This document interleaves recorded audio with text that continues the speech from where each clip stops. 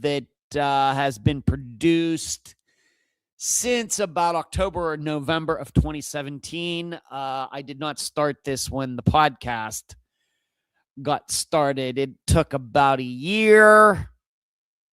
And the funny thing is, I can still remember doing those first couple of episodes that were really, really, really, really bad. And some people, I guess, maybe still think they're really, really, really, really bad.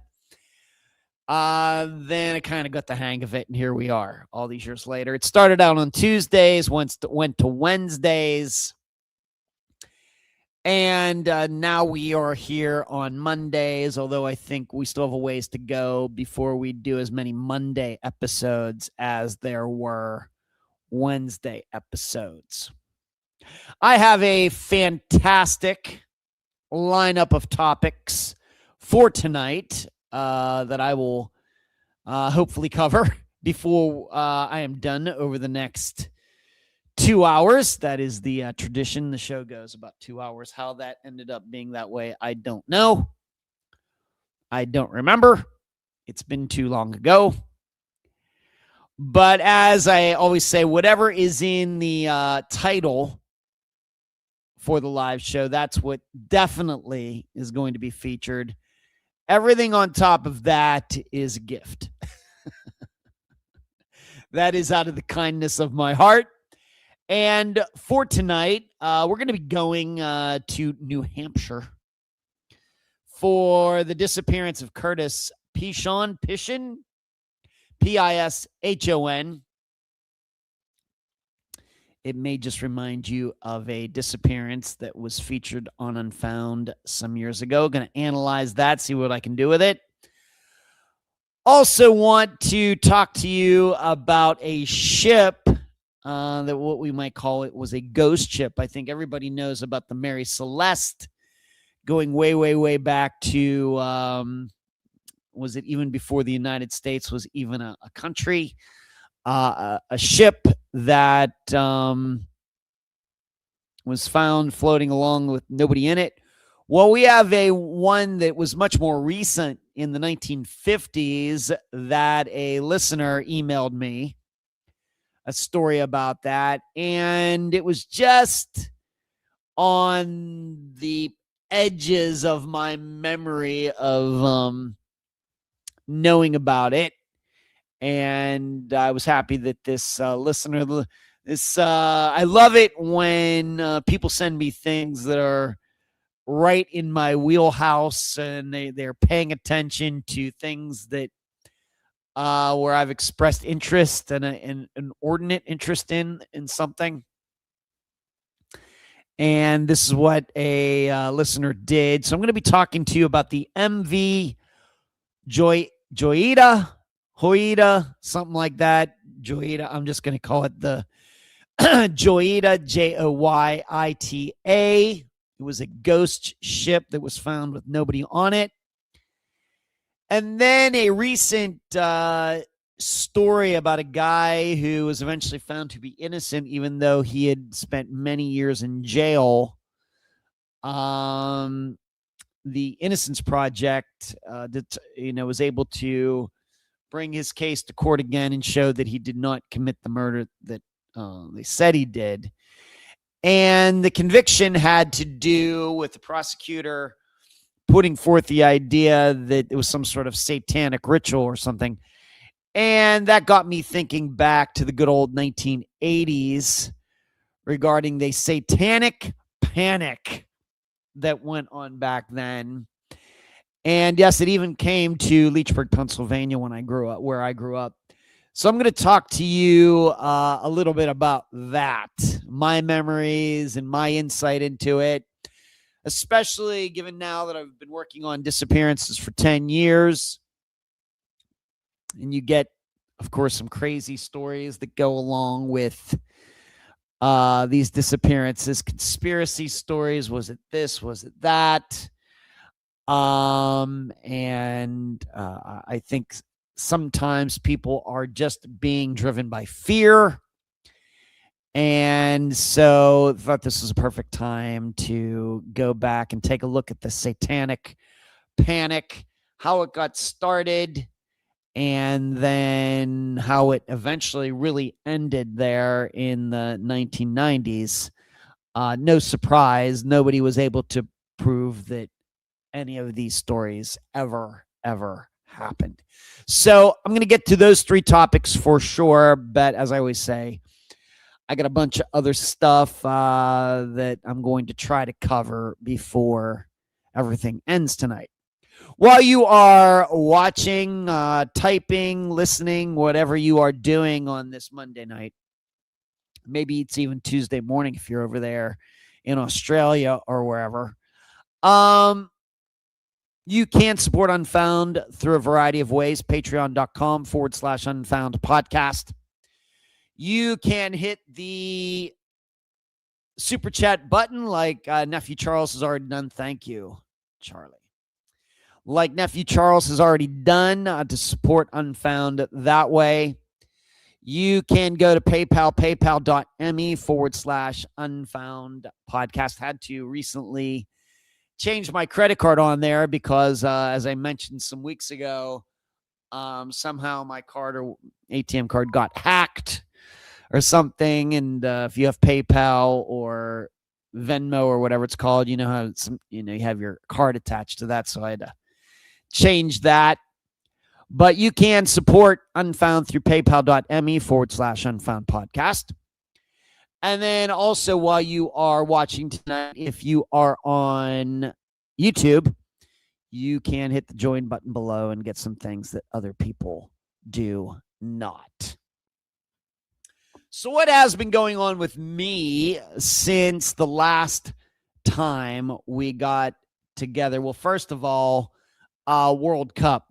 I am all about the World Cup. I think that I have only missed maybe 2 games. That's it. I'm not saying I've seen every second of everyone, but I've caught portions of all of them, but I think 2 of them. Pretty sure. Really into it and enjoying it. Really adding some joy to my summer. And it was a really good time because last Friday, I got together with my brother Brian, met him over at this place that used to be a dog racetrack. Now dog racing is illegal in Florida. But I met him over there, and we went to downtown St. Pete to an Irish tavern down there called Mary Margaret's or Margaret Mary's. I think it's Mary Margaret's. And we watched the U.S. play Australia from this pub tavern that was a bunch of soccer people were there, and it was a good time. It was a really, really good time. That's the first time that both he and I have done something like that, actually made it a point to go to a place where there are going to be soccer fans watching the U.S. men's team.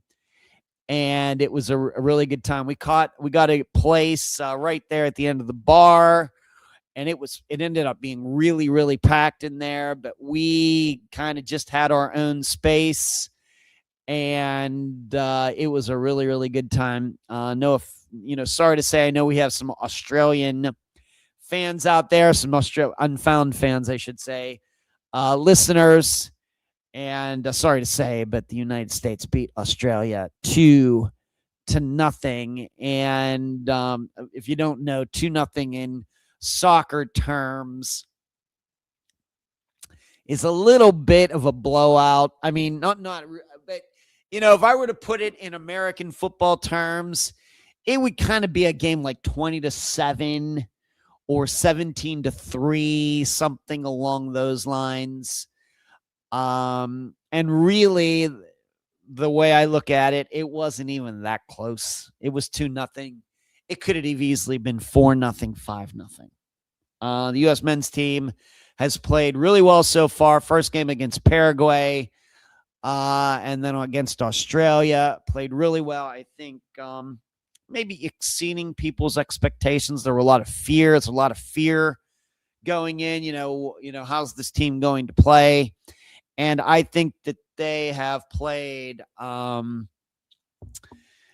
beyond people's expectations and certainly to their abilities. And I think there might even be maybe they haven't reached their peak yet. So a lot of hope here in the United States that for once the United States men's team can go deep into the World Cup. And the nice thing is they play this Thursday. I'm planning to go and do that again. I think Brother Brian's going to join me with that for that as well. They're playing Thursday evening, and the game doesn't even mean anything. They've already made it to the next round. They've won their group. So this is kind of it. It's like a practice game almost against Turkey.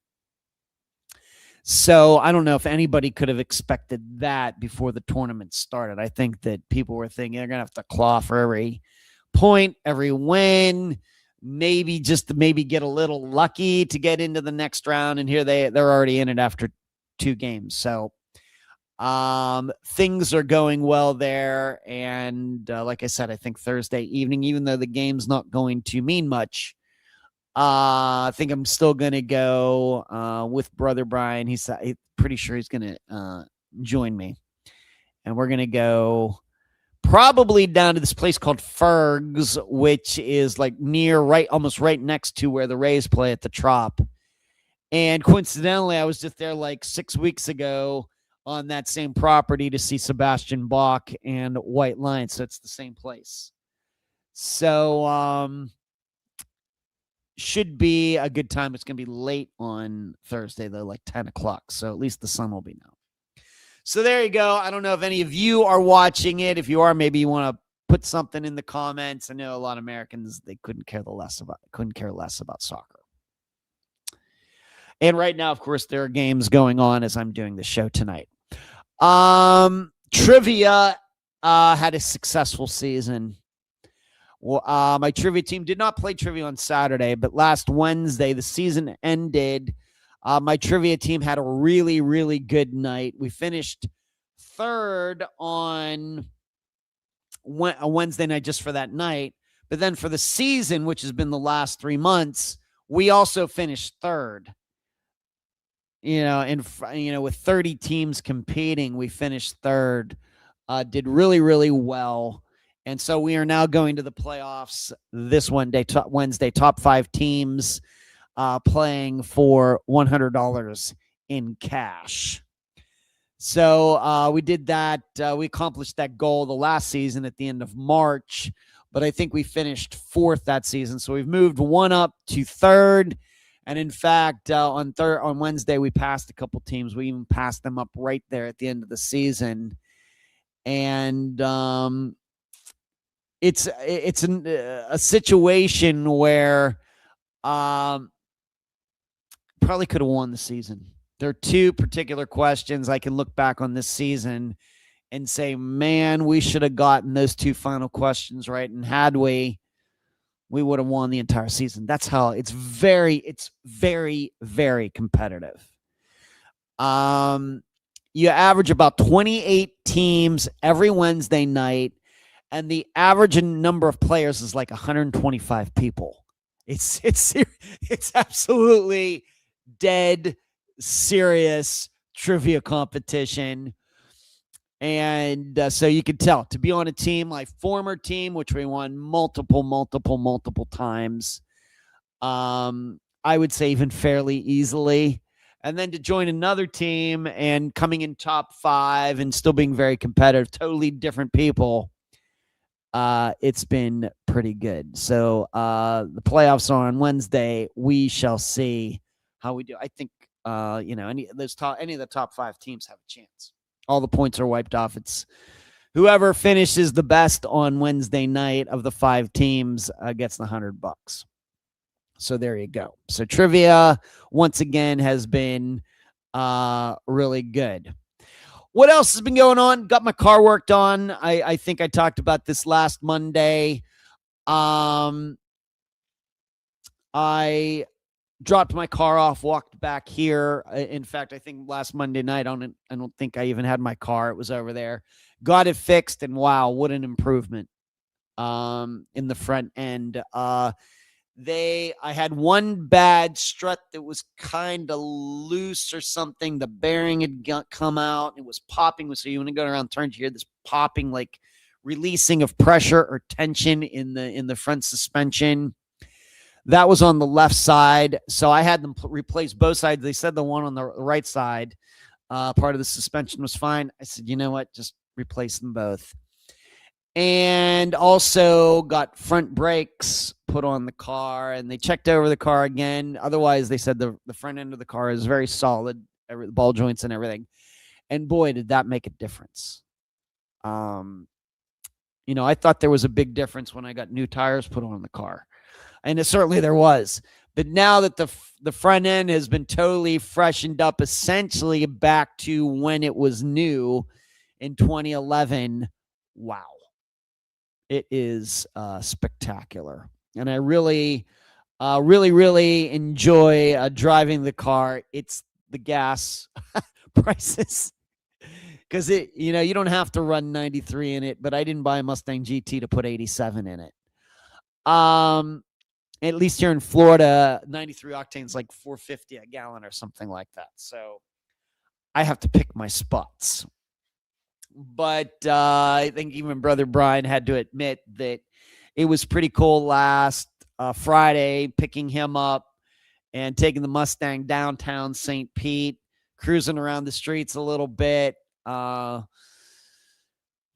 up into this parking garage, just letting it sit there by itself. And, that's, it's just a nice ride, even though it is 15 years old and has 83,000 miles on it. You'd never know. It looks spectacular, except for some scratches and a little dent on the driver's door. But it is fun, and now it really, really does drive like it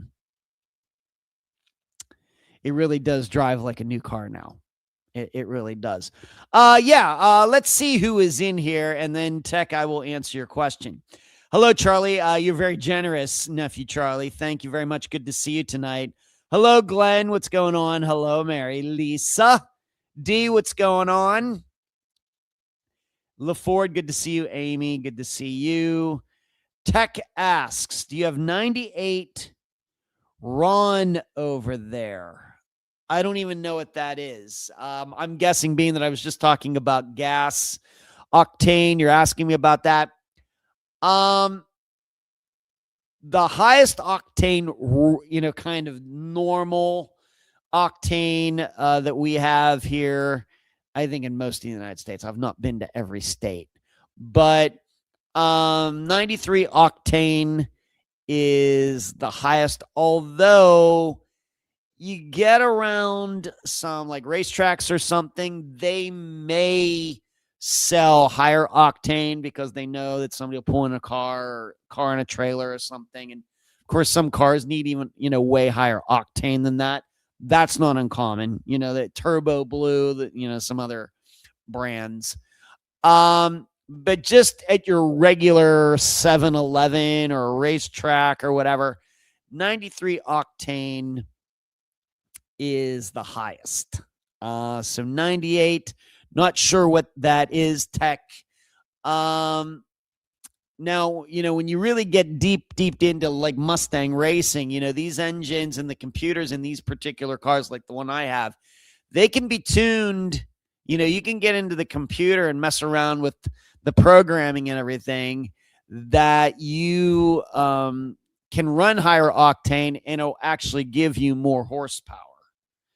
And you can run like ethanol or something like that, whatever, that fuel made out of corn that is even higher octane. And you can put that, it's perfectly safe to put in this particular engine, the Coyote 5-liter engine. And a lot of racers, specifically drag racers, do that. Guys who get in there and start messing around with the computer programming and everything. That seemingly has a higher octane to it. I'm not sure what that is. And I'm not doing any of that stuff. So I've resolved that this car is going to stay as stock as possible, even though the rims are a little scuffed up. I think because so many of these Mustangs are altered, and what people do, mostly young men, of course I'm not a young guy anymore, but they get different rims, and they get different, just like I did when I got my 90 Mustang GT way back in the day. New rims, different exhaust, do this, do that, do this. Well, so many owners of these Mustangs do that stuff, that what then becomes most unique? Stock. A stock looking Mustang. And it's amazing how I drive around in mine. First of all, I don't even see that many Mustangs of my year, which let's just say 2011 to 2014. I don't even see many of them, period. Up on Gulf Boulevard or cruising down to St. Pete or driving over to my brother Brian's like I did. You just don't see them. You see a lot of course, the new body style. You just don't see many 2011 to 2014s. You just don't, period, anyway. So I'm very motivated to just keep my car the way it is because it's unique anyway. I don't need to get rims put on it or, although the hood's going to need painted someday. I don't need to do anything for it to be unique. Keeping it stock is what makes it unique. And I'm perfectly fine with that. I actually love the stock rims on these cars. A lot of people do not. Yeah, Fuel, do you have that? Okay. Hello. What's going on, Brian? Good to see you.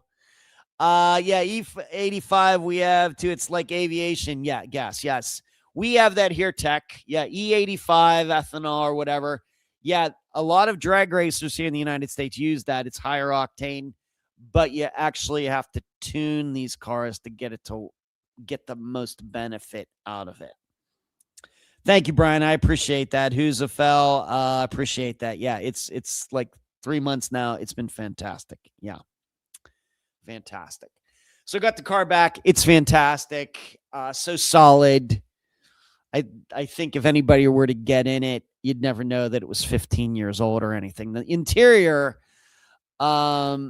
continues to amaze me. The interior is really like new, except for the buttons on the steering wheel that are worn. The seats, the back seat, the trunk, everything. It's like new. Like I said, it's been 2 owners, and whoever had these 2 owners really took care of the interior of the car. It's really amazing. It really is. So, in fact, the mechanics who've worked on the car both times I've taken it there now, they say, man, the car is clean. Man, the car is, just crazy nice. And they see cars all the time. Thank you, Tech. You are a very generous, Tech. Australia. Oh, down there in Australia. Yeah, sorry about the World Cup, their match, their Tech. And thank you. You are very generous with the super chat. Appreciate it. And Maureen, hello to you tonight. So those are some of the things going on that have gone on since we all got together. I continue to work out. I continue to feel fantastic. Went to the gym today. It was leg day. Did my hour on the treadmill and then did some squats and other things. So that's been all good. And it's funny. Somebody posted a comment on YouTube within the last few days about my hair and looking, saying how fantastic that new headshot that I have. And I was like, oh, well, thanks. I don't really do anything special. The only thing I really, really don't do, I never use a blow dryer, ever. Never. Always just let it air dry, which usually means if I'm going to go somewhere, I have to take a shower well before to let my hair dry, unless I want to go out looking like a wet dog.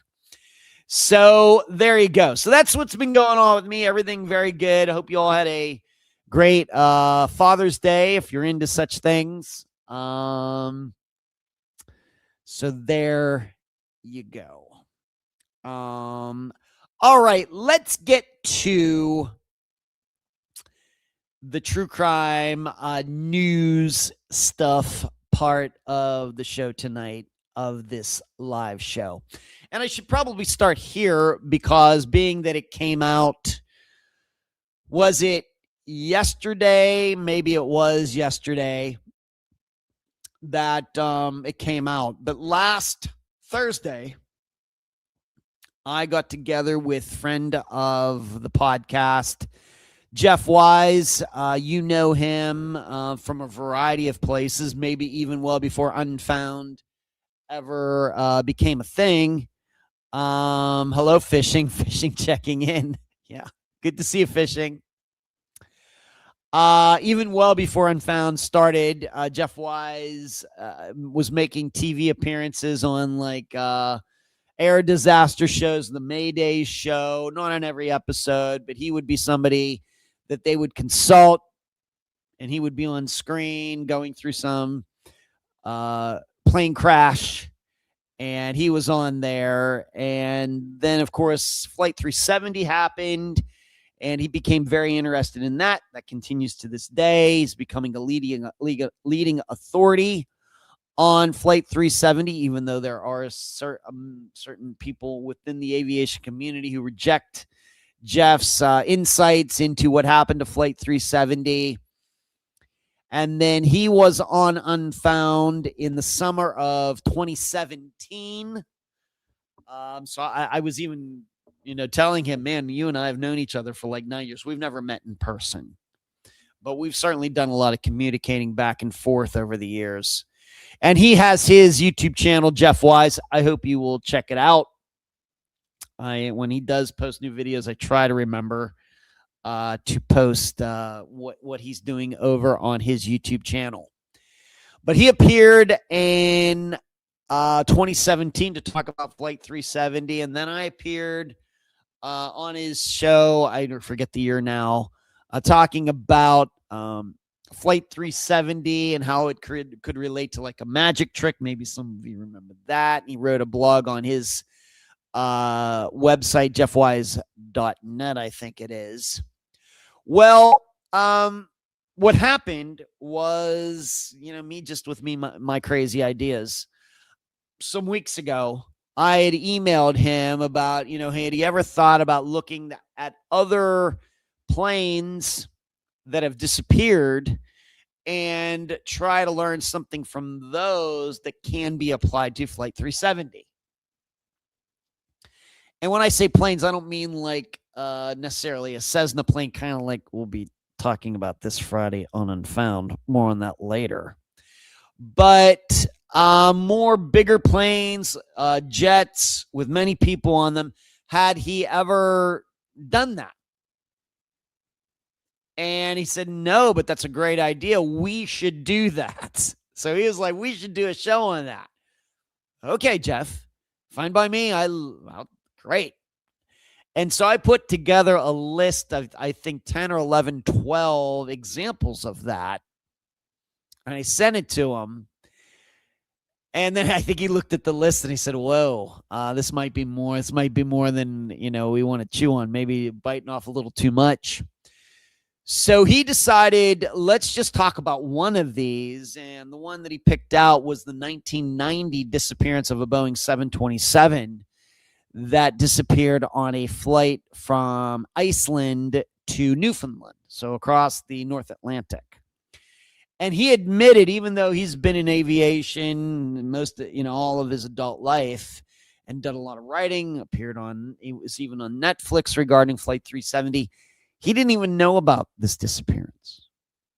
And so that's really got his mind really working. And I think, he's telling me he's now thinking about really, really getting into this disappearance and maybe writing a book on it, or, really try to get as much information as he can, because once again, he has a lot of experience in that area. So he said, well, we should do a video on that one. I said, okay.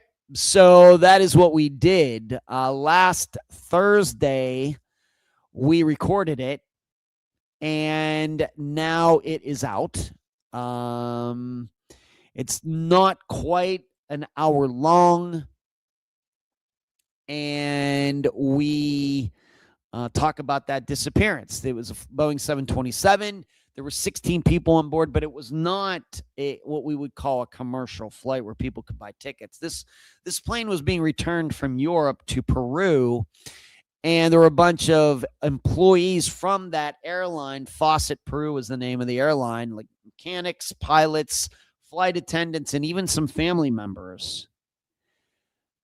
They left Iceland and seemingly they got off track and I guess landed in the northern Atlantic Ocean somewhere. But the thing is, the plane's never been found. You know, Boeing 727, not a small plane. It was a commercial jet at one time. It could carry like 150 people. And it is still missing 36 years later.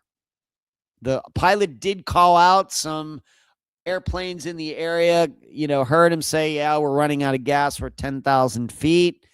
They sent out the Coast Guard, Canada, the United States, whoever else went out there trying to find this plane. Nothing. The only thing that might have popped up was a life raft from the plane, which even makes it really, really a lot weirder.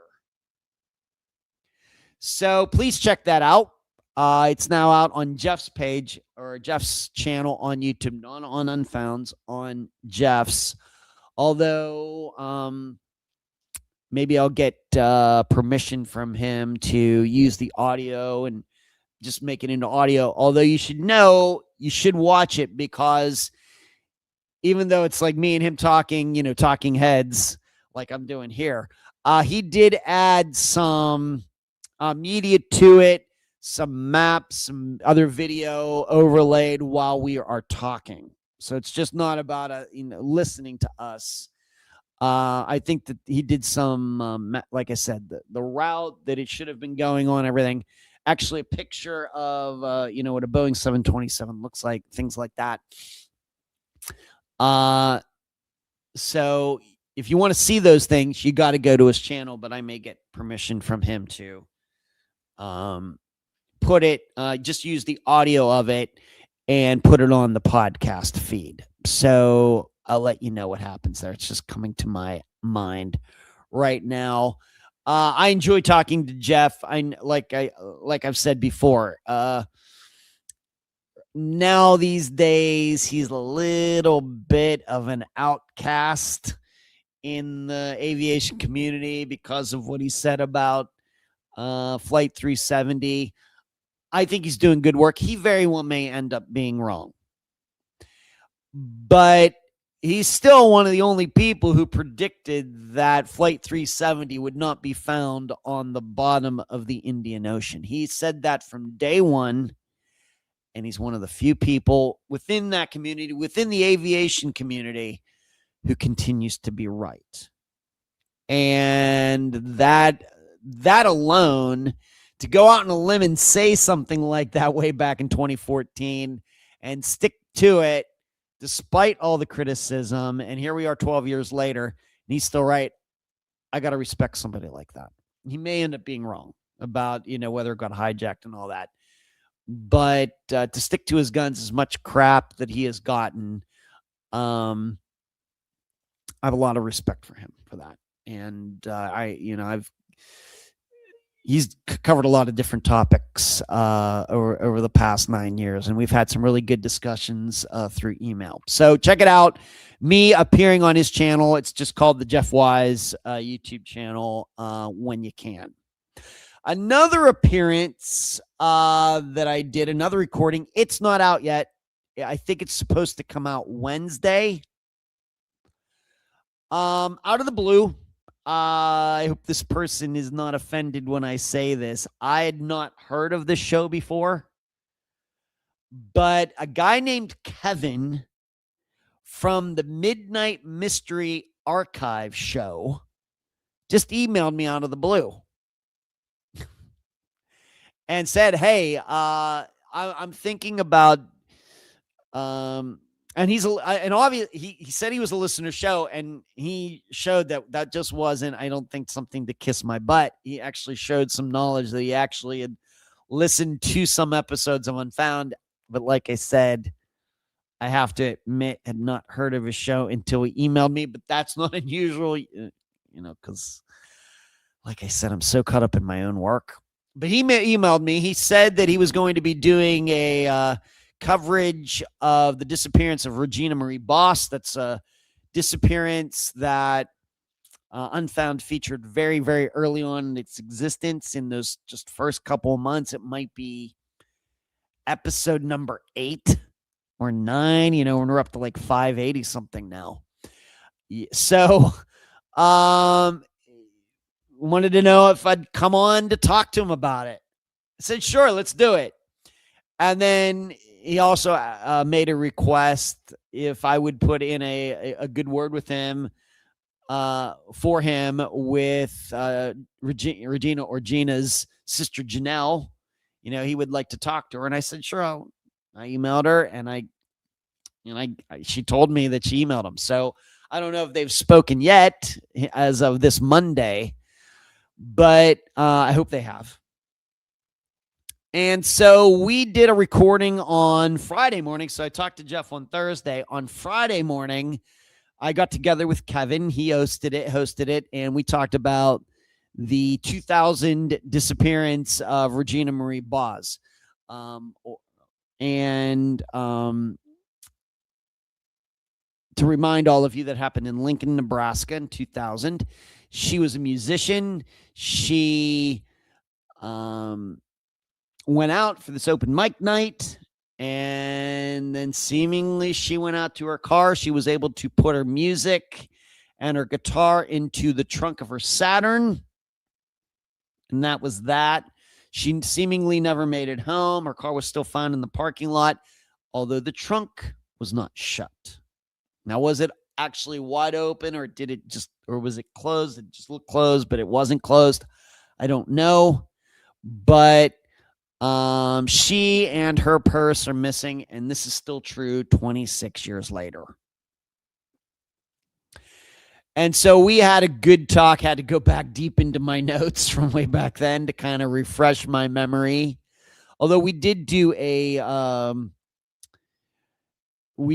did a few years ago, at least, maybe even going back to 2023, maybe 2022.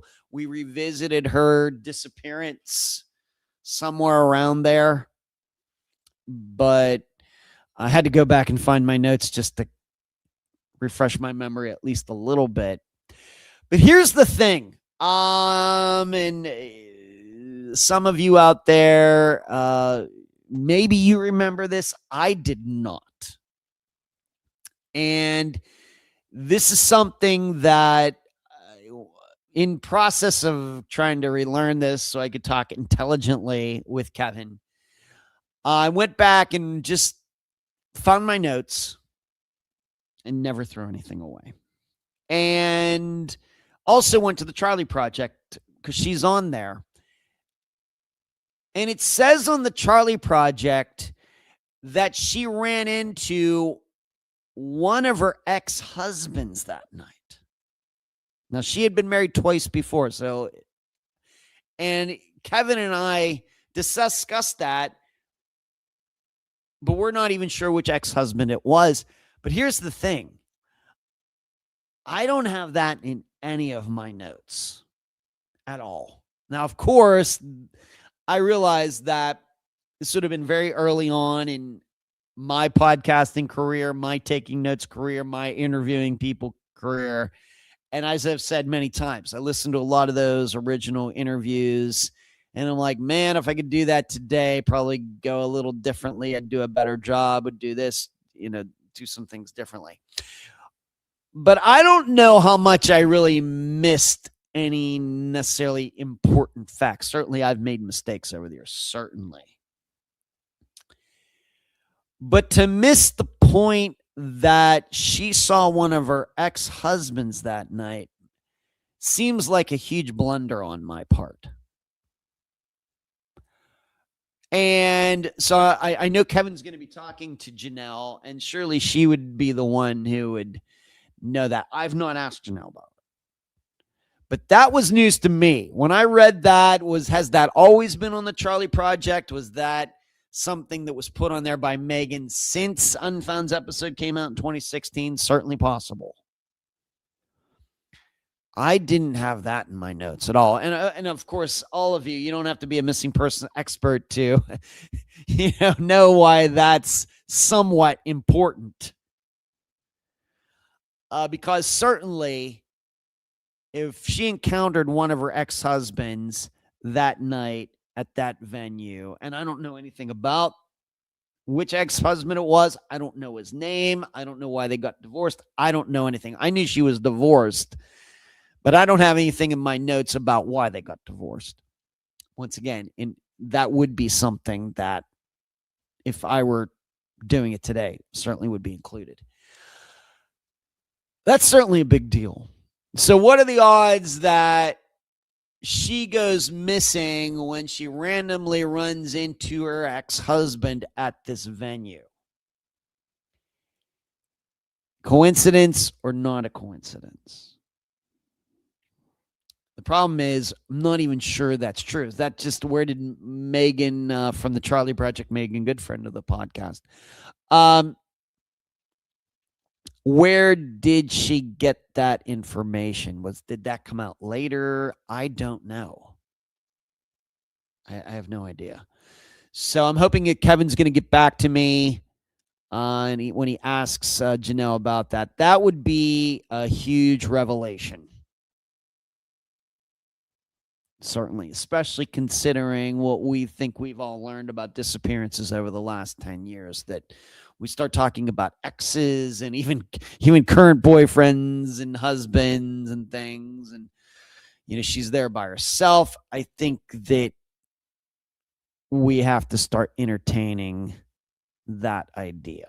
And if I find out anything regarding that, Kevin emails me once he talks to Janelle. I will let all of you know if I'm allowed.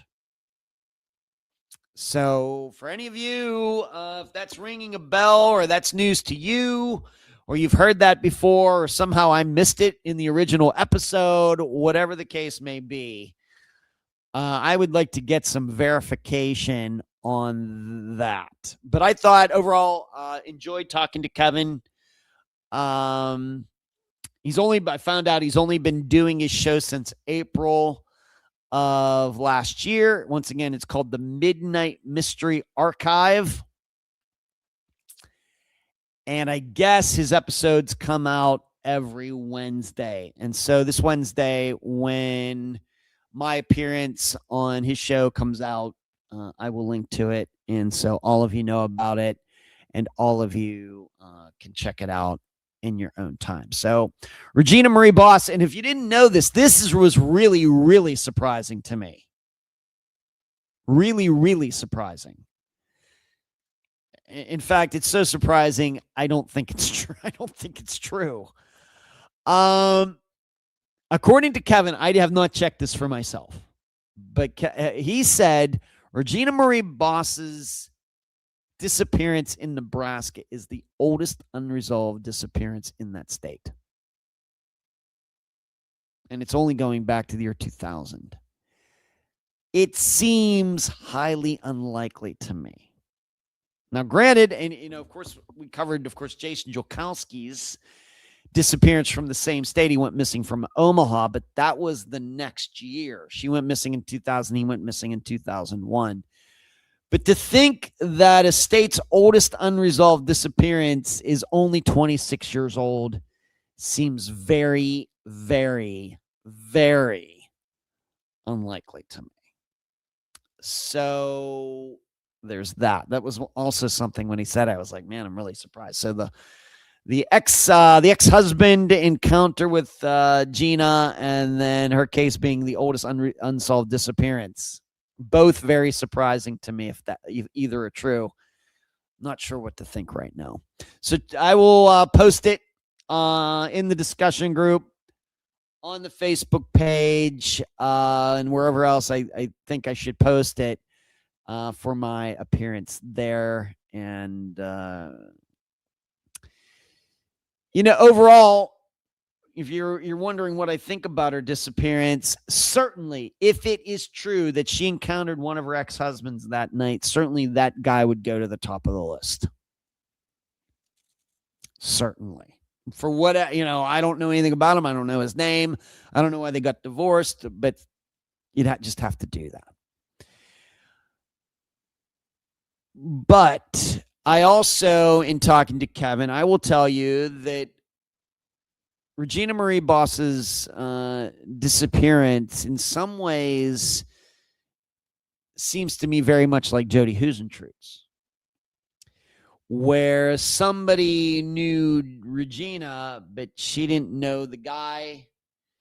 And just like I think that's what happened with Jody Huisentruit. Somebody who abducted her, she didn't know the guy, but he knew her from her being on TV.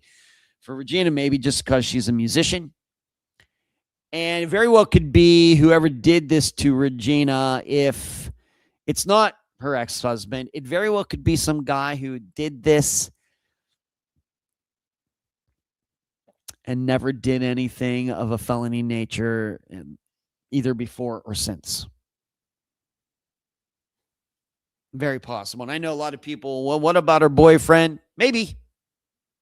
But I would say that his actions, the boyfriend's actions regarding Regina's disappearance do not seem to me to be the choices of somebody who killed her. That's my insight. So it very well could be maybe the reason it's still unsolved all these years later is because this was just a one-time act by some guy who was there, who was drunk, saw her up there, saw her leave by herself, thought he might have a chance with her, goes out there, just catches her at the right time as she's putting that stuff into her trunk. He attacks her. That's how the trunk ends up open. That's kind of where I am right now. But if Kevin can get the information from Nell that, yeah, her ex-husband was there, then certainly as facts change, theories change. All right, some other things that are going on. I posted the second Your 2-Minute Disappearance lesson. It's now right here on this YouTube channel. I did a 2-minute video on video where I talk about how video, for the most part, is overrated. So it's just 2 minutes of your time. Also posted the being that it's only 2 minutes, I could put it on the Instagram page, updated Instagram a few days ago or maybe yesterday.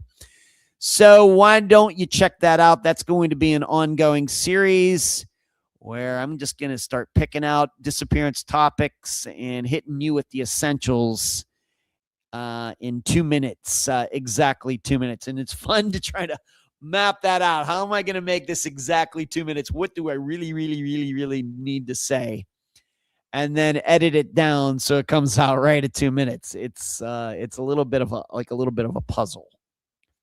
So I'm calling it Your 2-Minute Disappearance Lesson, episode 2 out, where I talk about video and its role in is it useful or not in disappearance cases? And really the verdict is video is highly, highly overrated. Moving on, another something that I'm finally happy that I got done, finally completed the email list of all of Unfound's guests, at least as many who would give me their email addresses, and it's most of them. And we have to remember some of Unfound's guests are now deceased. So finally able to put that list in an orderly fashion into MailChimp, which is an email service. You can't do like mass emailings on Gmail. If you get over so many addresses, it just won't do it.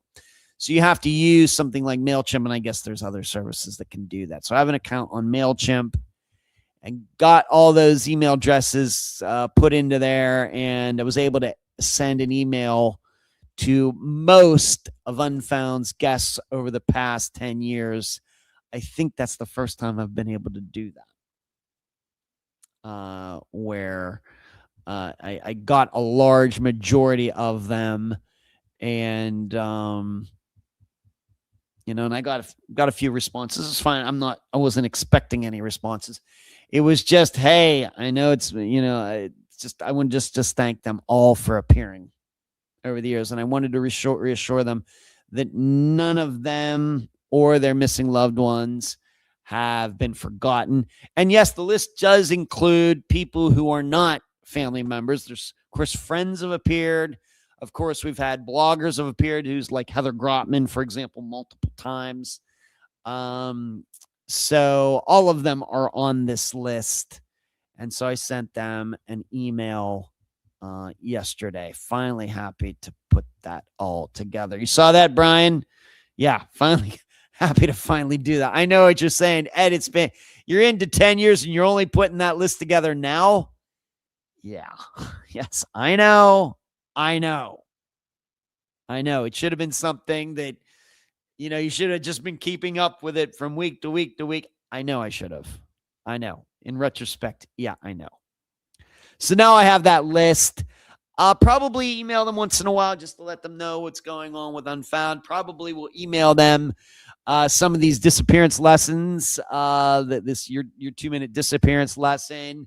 I think that'll help them out. Just some, general insights on disappearances, just general ideas.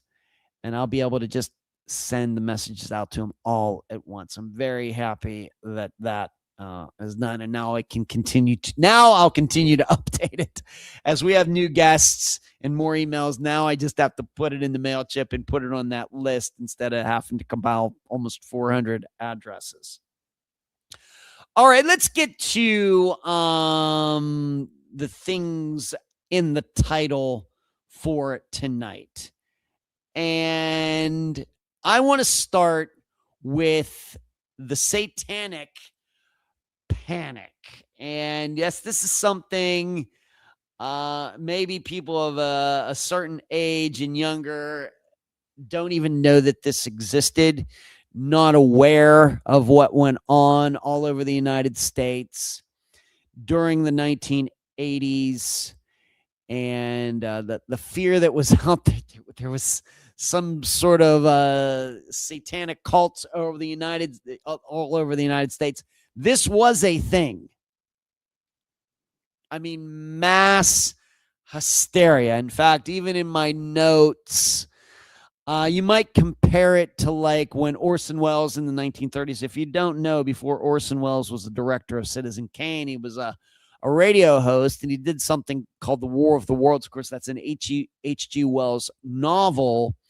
Orson Welles was a radio host, and he broadcast the story as if it was actually happening in real time. And it caused a lot of people to think that, yes, Martians had really attacked Earth. And it caused hysteria at the time. This is one of the things that I think of when I think about this Satanic Panic from the 1980s. And like I said earlier, why am I even talking about this? Because recently there was a guy who was in jail for many years. Was it 30 years or something?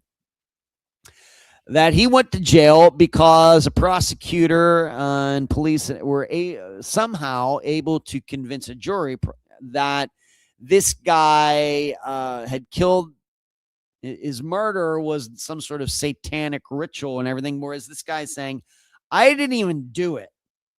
Not only was it not a satanic ritual, I didn't even kill this person. I am innocent. Well, now the DNA's come along. The Innocence Project got hooked up with this guy. And guess what? The guy was telling the truth. He had nothing to do with this murder at all. But the whole satanic ritual thing, kind of got into my mind. And I was like, oh, yeah, I remember these days. And here's what I remember, even just in my hometown of Leechburg, Pennsylvania. You can go find it on a map. It's kind of northeast of Pittsburgh. It used to take us maybe 40 minutes to drive to Pittsburgh down Route 28, something like that. Not out in the boonies, certainly not out in the boonies, like when you get up into like the north central part of Pennsylvania, but certainly not an urban center either, somewhere in between, although at my high school class was only like 71 people. But the Satanic Panic even came to my town of Leechburg, Pennsylvania, where it could have had the title of like one of the most boring towns in the United States.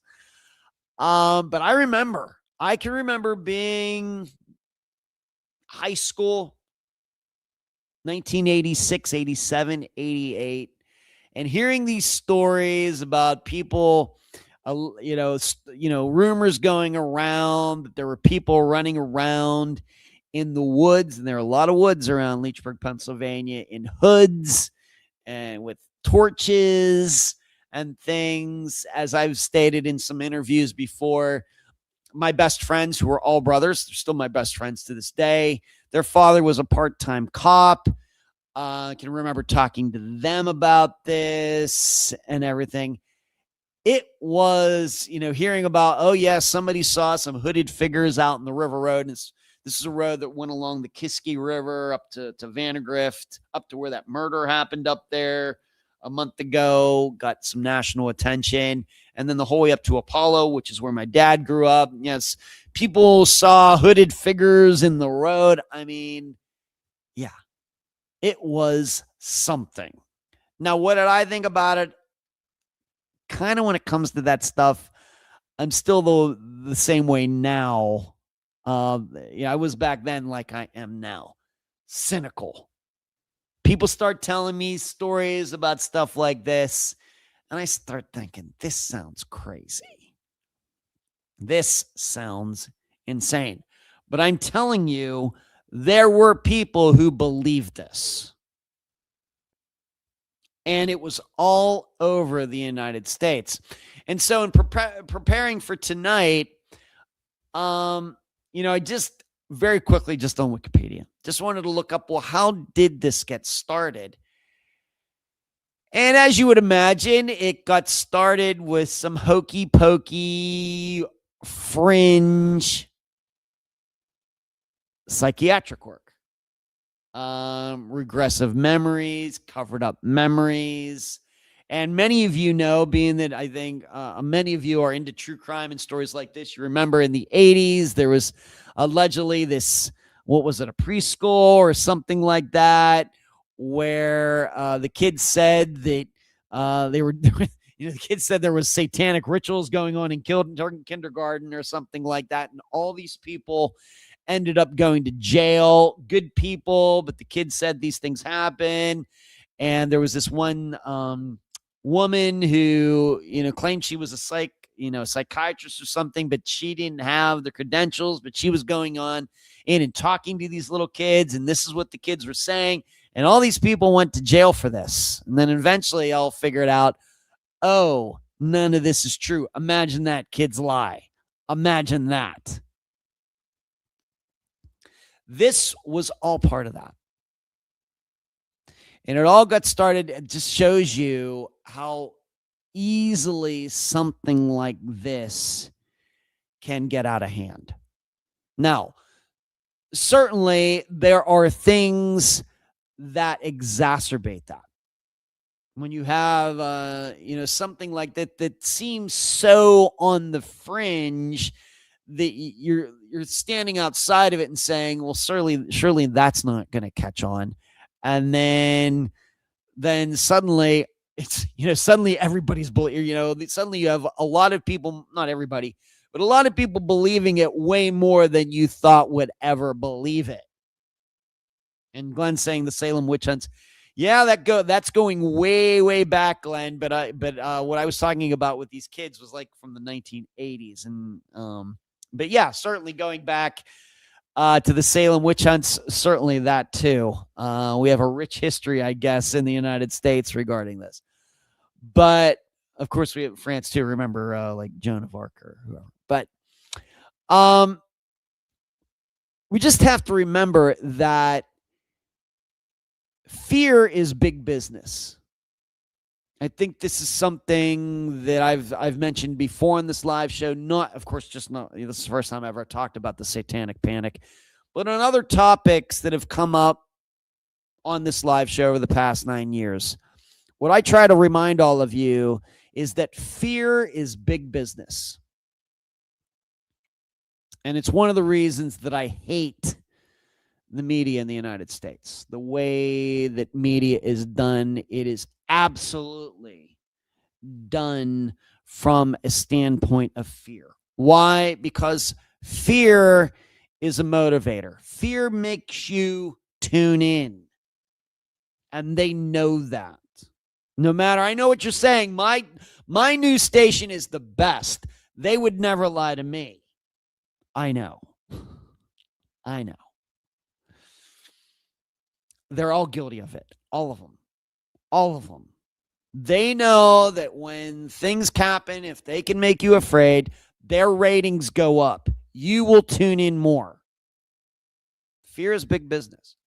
And so when you get something like the Satanic Panic that happened in the 1980s with a lot of fraudulent memories and getting kids to say things that aren't true, and people imagining things and everything else, the government, religion, con artists, media, they will use that all to their advantage. Just will. It's big business. And why does it, why does it catch on in addition to that? I know this is going to, how it's going to sound. But I think there is something about humans, including myself, that there's something about it that it's not that it makes life interesting. Not necessarily to me, but maybe other things make life interesting to me that are also maybe on the fringe.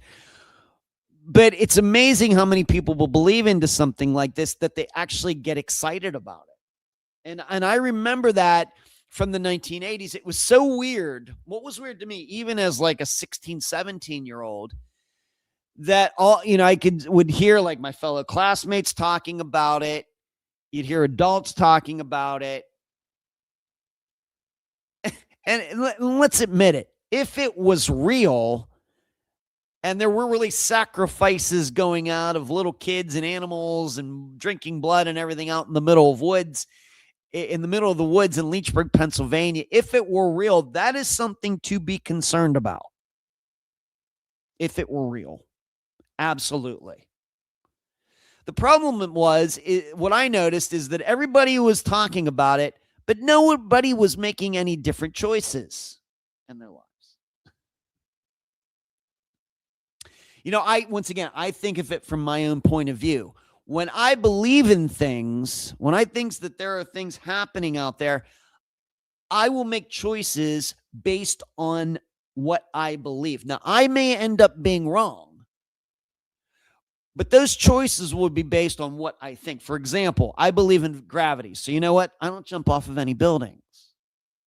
But it was amazing to me that people would talk about it, seemingly believe it, but you didn't see anybody being suspicious of their neighbors. You didn't hear about anybody trying to stop it, say, well, we got to stop this. We got to, go to the town council. We got to talk to the cops about this. We got to do this. There was just talk about it. And there was no real, if this is really going on and it's bad, well, we need to stop it. There was no talk of it. And then it makes you wonder, did they really believe this stuff or not? Or did they just need something to talk about?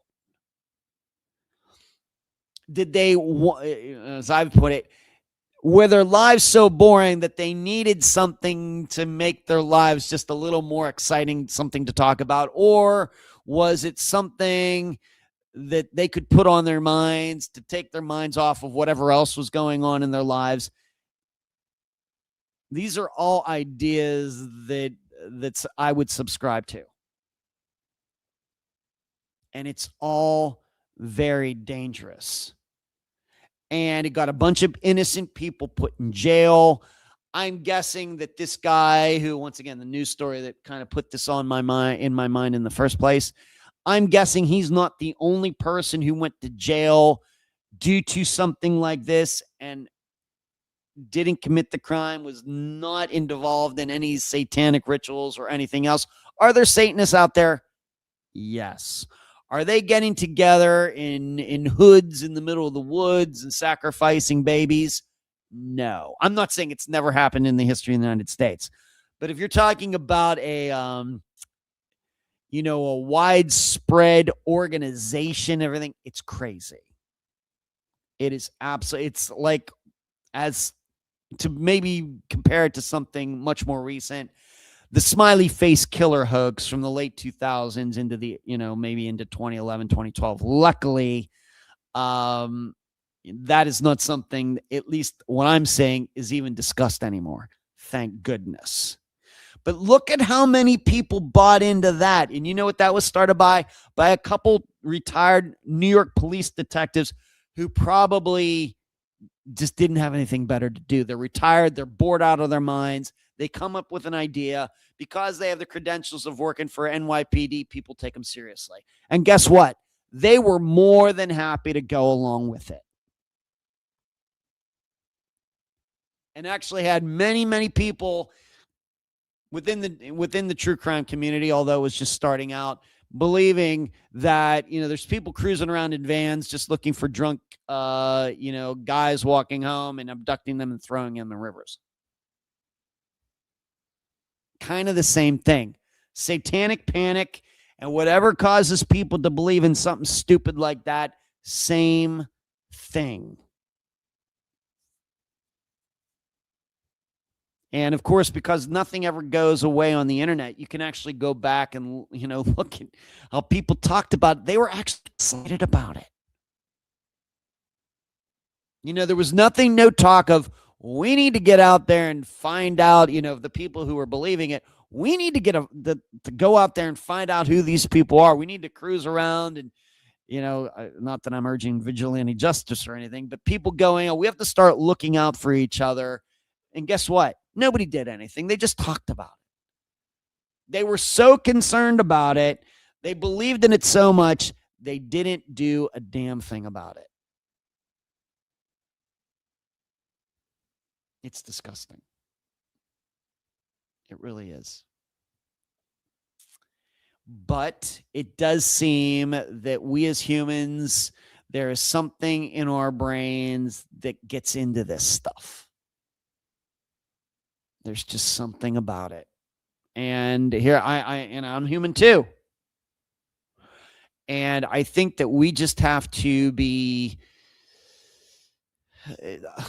more cynical about things and really, really look at, is there really any reason to believe this?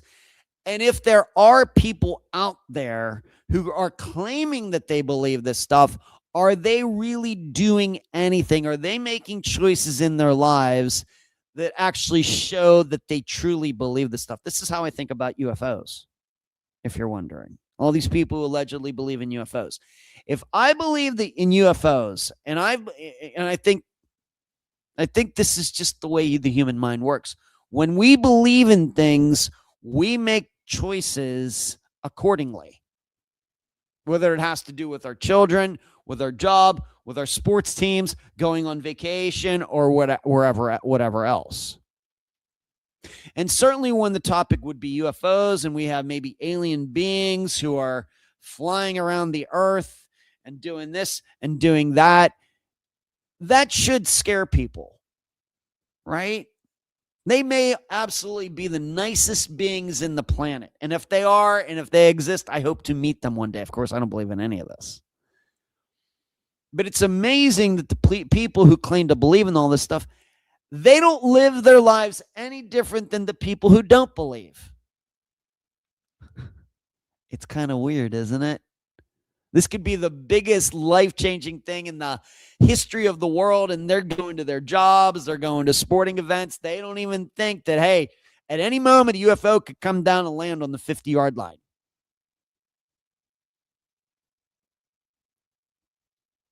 It's really weird. Glenn says the Jersey Devil. I think I've heard of that. Is that how the hockey team got its name, Glenn? Is that how the hockey maybe did the Jersey Devils? Maybe you're teaching me something new tonight, Glenn. That's how the hockey team, New Jersey, got their name, the New Jersey Devils. I don't know. And like the Mothman, yeah, is that true, Glenn? Wow, I did not know that. I've heard of the Jersey. I'm just putting that together now. I'm not a big hockey fan. That's hilarious. Thank you, Glenn. Thank you for adding something constructive tonight. Thank you very much for that. Now I've learned something. Maybe that'll be a trivia question.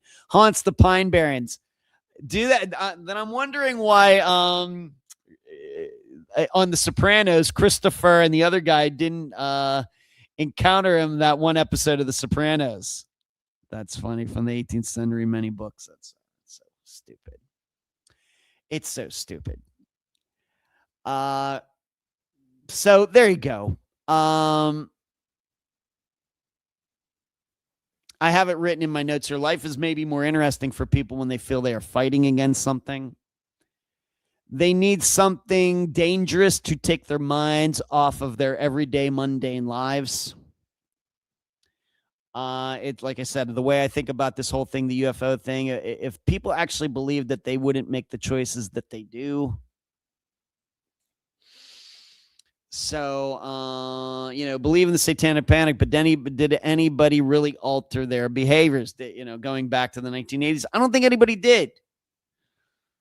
We as teenagers, we heard about all this stuff. And even though I wasn't into that, there were still teenagers going and having keg parties out in the woods with, people, drinking underage and stuff. Once again, it's not something that I ever got into. I was a goody two shoes. No, that's not true either. But I wasn't into that. But they were still doing all those things. And it wasn't like their parents were looking out for them. Didn't you hear about their Satanists out in the woods? You shouldn't go out to do that. And you're going to have to stay home. There was nothing that going on, but everybody's talking about it as if it's real. It's so weird. It's once again, I guess there's just something about the way my mind works that I just find it so bizarre. But I guess there are just people who don't find it that bizarre. Okay.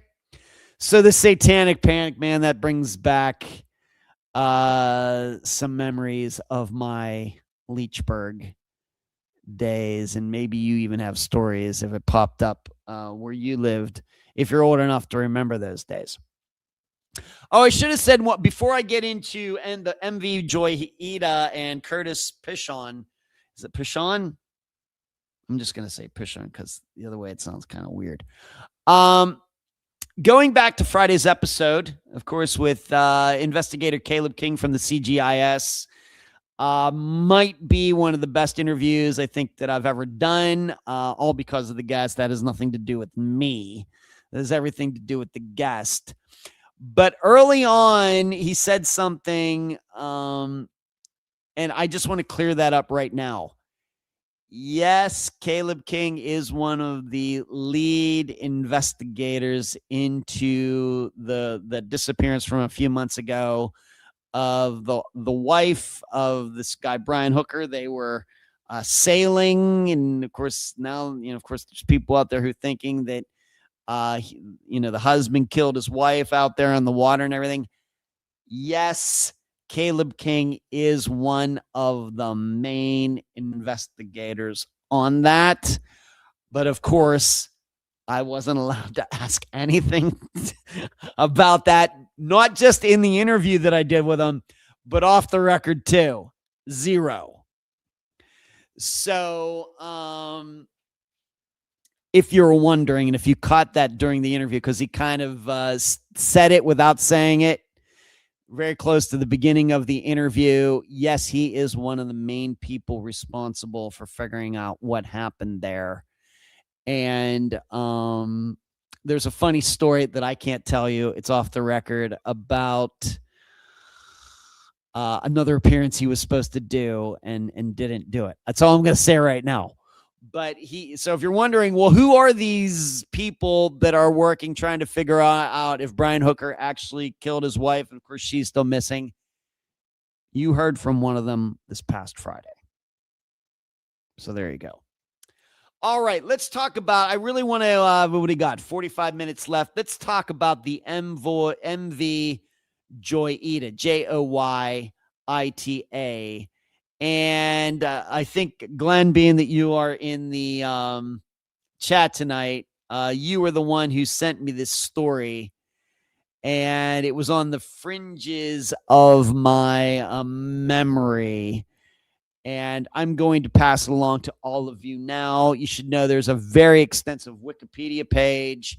And I think there have been some YouTube shows, YouTube channels or whatever that have done, coverage of this much more in depth than I am going to get into tonight.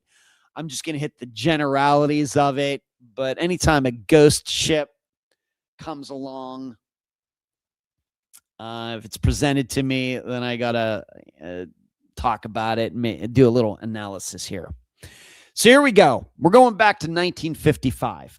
About 5 a.m. on October 3rd, 1955, the Joyita left Samoa's, or down in the South Pacific, Samoa's Apia Harbor, bound for the Tokelau Islands, about 270 miles away, kind of going north. So north from Samoa, 270 miles.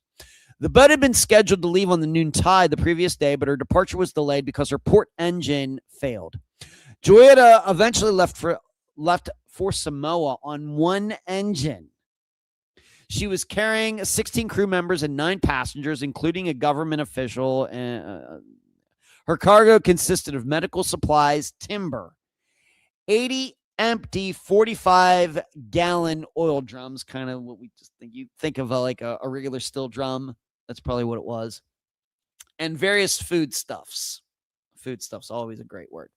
The voyage was expected to take between 41 and 48 hours, so not quite 2 days. Joyita was scheduled to arrive in Tokelau Islands on October 5th. On October 6th, a message from the Whaka'afu port reported that the ship was overdue. No ship or land-based operator reported receiving a distress signal from the crew.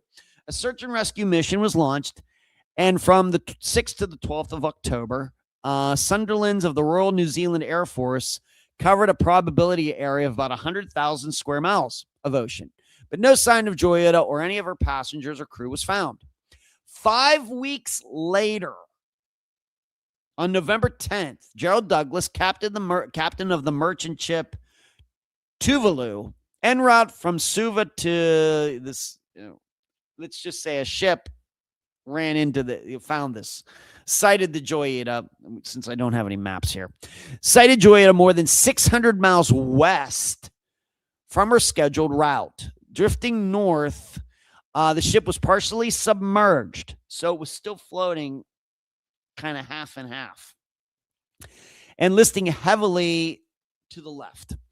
The ship was partially submerged. Yeah, the port deck rail was in the water. There's no trace of any of the passengers or crew. 4 tons of cargo were also missing. The recovery party noted that the radio was discovered tuned to 2182 kilohertz, the International Marine Radio Telephone Distress Channel. Barnacle growth high above the usual waterline on the port sign showed that the Joyita had been listing heavily for some time. Remember, that's kind of how they tried to age those parts from Flight 370. There was some damage to the superstructure. So the superstructure is like where it'd be piloted from. And a flying bridge had been smashed away, and the deck house had light damage, broken windows. A canvas awning had been rigged on top of the deck house behind the bridge. The starboard engine was found to be covered by mattresses, while the port engine's clutch was still partially disassembled, showing that the vessel was still running on only one engine. The starter motor of the starboard auxiliary engine was also missing, indicating that this engine was unserviceable. An auxiliary pump had been rigged in the engine room, mounted on a plank of wood slung between the main engines. However, it had not been connected. The radio on board was tuned to the International Distress Channel. However, when the equipment was inspected, a break was found in the cable between the set and the aerial. So between the part you actually use and the antenna. The cable had been painted over, obscuring the break. This would have limited the range of the radio to only about 2 miles. The electric clocks on board, wired into the vessel's generator, had stopped at 10:25, and the switches for the cabin lighting and navigation lights were on, implying that whatever occurred happened at night. The ship's logbook, sextant, which is something you use to measure the stars and to guide yourself when you're out in the middle of nowhere in the water, mechanical chronometer, and other navigational equipment, as well as the firearm Miller kept in the boat, were missing. A doctor's bag was found on deck containing a stethoscope, a scalpel, and 4 lengths of blood-stained bandages. So they come across this boat. It's half in, half out of the water, and you're saying, well, how could that be?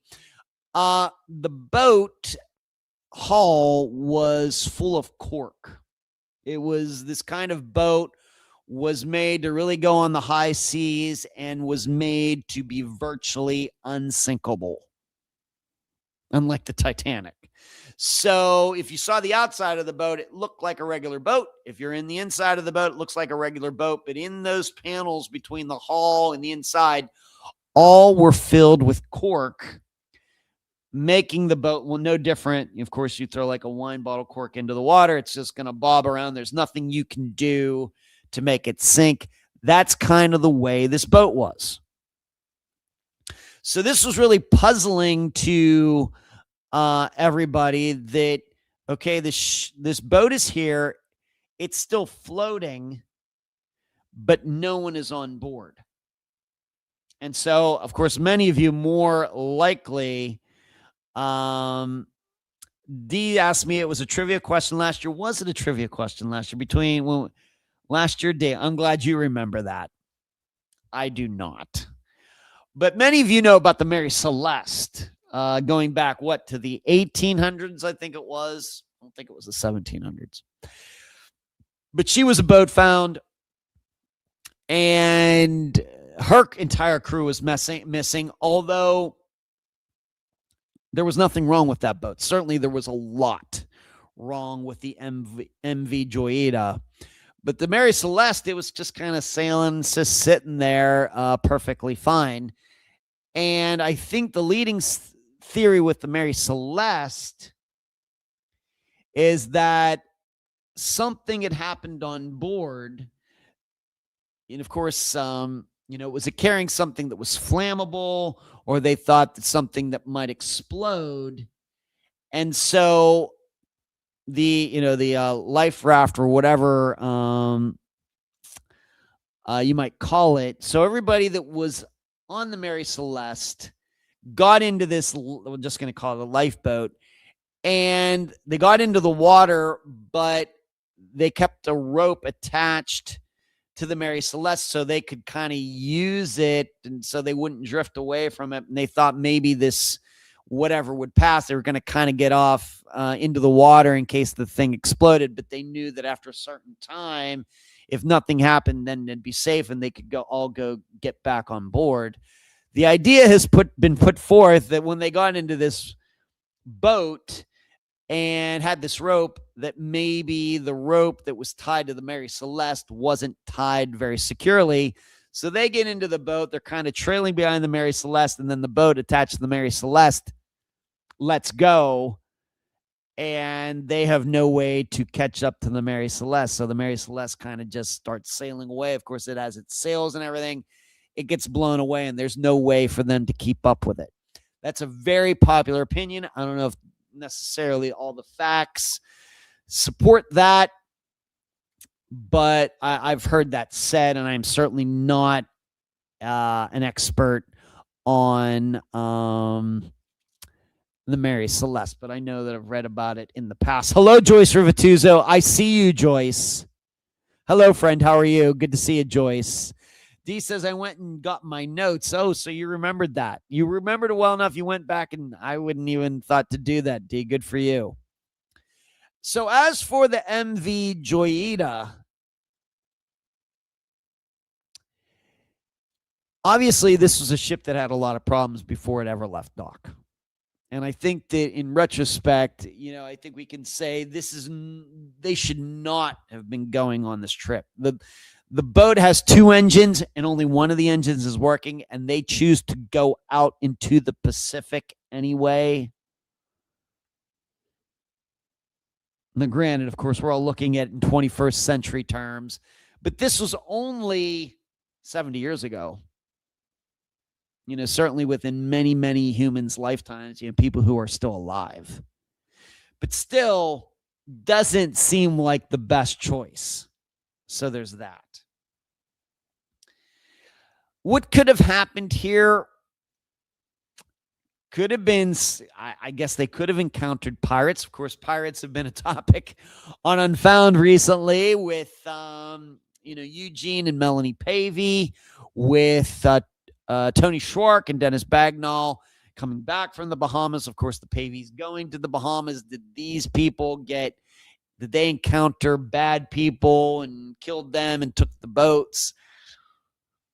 I'm not sure if those are the leading theories, but of course, it's been discussed. Could this have happened with the MV Joyita? Maybe, but that seems unlikely. I think what seems more likely to me is that they're running on one engine. They're out there in the ocean. Did they come across a storm? Or was there some sort of, other issue that came up with the MV Joyita? Did it start leaking water, as it stated? Maybe something got into the electrical system and shorted everything. And you have to remember, if you're out in the middle of the water and no lights around and the electricity goes off, I mean, you want to talk about pitch black. Yeah, all you got, maybe the moon's out, maybe. Good luck with that. Now, they might have had a flashlight on board or something like that, but you just have to put yourself in the position that they were out in the middle of nowhere in the water. And if the ship did start taking on water, maybe none of them, including the captain, knew how unsinkable this ship was. And so they figured, we got to get off this thing because, one thing, if you're in a boat that's sinking, like they talk about, like with the Titanic, if you think the boat's going to sink, the time to get off is right now. Why? Because when a boat sinks, especially any boat that has any sort of mass, if you saw once again, the movie Titanic, and yes, at the end, the boat does sink. The suction will pull anything around down with it. And if they were afraid that could happen, these people on board could have said, we got to get off this boat before it sinks, or it's going to, if we don't get far enough away from this boat, it's going to drag some of us down with it. If we're going to, we can't ride this, boat into the, down into the water. Maybe you could do if that was a little bass boat or something, but a boat that could hold all these people, it's going to have a little bit of a suction to it. It goes down. It's going to pull them down too. So they get off the boat, and then guess what? It doesn't sink. And very well could be they offloaded some of the stuff into, if there was more than one raft, and they simply drifted away. And if it got rough out there, of course, the radio, they were trying to call, but as you heard, the radio wasn't working properly on the boat. But here they go into these rafts, and of course, they don't have radios anymore. Who knows where they could have drifted to? And then all it would take would be one big storm with a lot of waves, and that would be that. kind of like what happened with the Mary Celeste, but in a different way. I think with the Mary Celeste, I think they became panicked over something that ended up being nothing. And with this boat, I think that they were fearful that it was going to sink. And I guess in general, I can't blame them. But obviously, being that we know that the ship was found many weeks later and it wasn't sunk, obvious for them, they should have stayed on the boat, even if they thought it was going to sink, because it wasn't. Fascinating story. It does say here, although Joyita was found with her bilges and lower decks flooded, her hull was sound, and once the water was pumped from her hull, she floated on a stable and even keeled, and she was easily towed into harbor. So once they were able to pump the water out, she floated like any other boat. Crazy, crazy. It was found that a pipe in the raw water circuit of the port auxiliary engine's cooling system had failed due to galvanic corrosion, allowing water into the bilges. The first the crew would have known about the leak was when the water rose above the engine room floorboards, by which time it would have been nearly impossible to locate the leak. Also, the bilge pumps were not fitted with strainers and had become clogged with debris, meaning that it would have been very difficult to pump the water out. So there you go. They probably looked at all that and said, this boat is going down. We got to get the heck off of it. And that was the wrong decision. So if you want to check out more of that, like I said, there is the Wikipedia page, but I'm guessing, in fact, there's, even pictures you can find of this boat after when it was like partially submerged. People actually took pictures of it when they found it. So if you want to check that out, that is the MV Joyita, Joyita. And Glenn, thank you for sending me that. All right, let's talk about, to finish off tonight, allow me to analyze this disappearance of Curtis Pishon, or Pishon. I know that sounds so... it sounds very close to something else. So I'm just going to say Curtis Pishon, even though that might not be correct because the other way to pronounce it is just kind of ugly to me. So this is a unique one, but I think for a lot of you, this is going to remind you of the disappearance of Dale Kerstetter. That was Heather Grotman's first appearance on Unfound, going way back to, I think, like 2020, maybe 2019.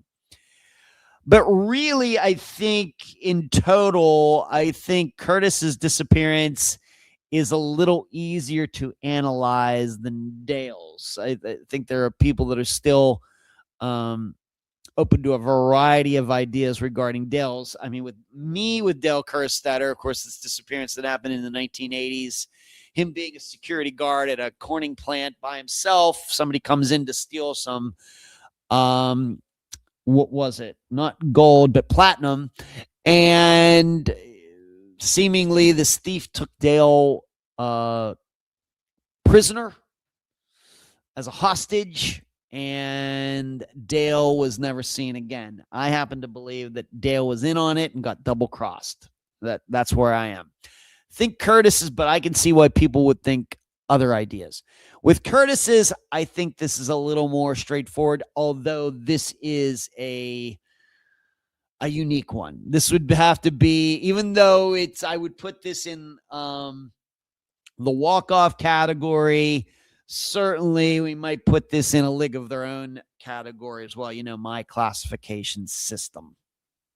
And you should know I've not ever made any attempt to contact anybody in Curtis's family, and I don't think anybody connected to Unfound has done so either. Curtis was a police officer in Concord, New Hampshire for 10 years. He retired from the force after he was diagnosed with multiple sclerosis in 1994. Curtis was hired by Reliable Security Guard Agency to work a third shift at Venture Corporation in Seabrook, New Hampshire in 1998. 2008. Venture Corporation manufactured plastic parts for automobiles for cars. It is now defunct, although it does seem like the building is still there. Of course, this area is still, I think, similar to the way it was when this disappearance happened. If you want to go and do a Google Street View or a satellite view, you can go do that. So he was a police officer, had to quit that because he developed multiple sclerosis, MS. And certainly, even though 1994 doesn't seem like that long ago, the truth, at least the way I understand, a lot of strides have been made regarding people who come down with multiple sclerosis that, through drugs and therapy and everything, I think they can have a lot better lives, more productive lives, live a lot longer than it was in the early 1990s. So, hello, Gur, what's going on? Good to see you. Good to see you tonight. So because of that, he couldn't be a police officer. He became a security guard. He was living at the Hampton Inn, which, as we've learned through many, many disappearances, you hear about somebody living at a motel, that's usually a bad sign. A residential motel on Highland Avenue in Hampton, New Hampshire. His family stated that he rarely socialized and was often depressed as the result of his medical condition. Don't think anybody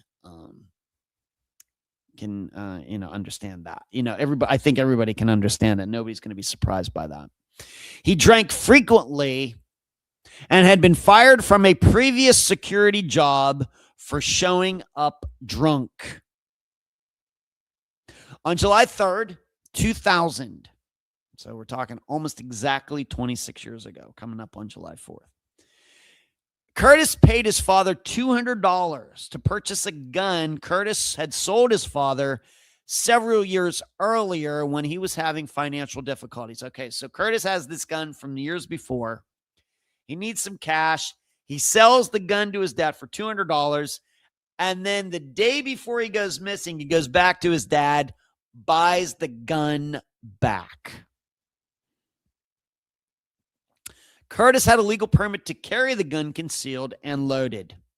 He arrived at work at approximately 9:30 p.m. on July 4th. So we have to imagine he's showing up for work just as about all the fireworks and everything are about to go off.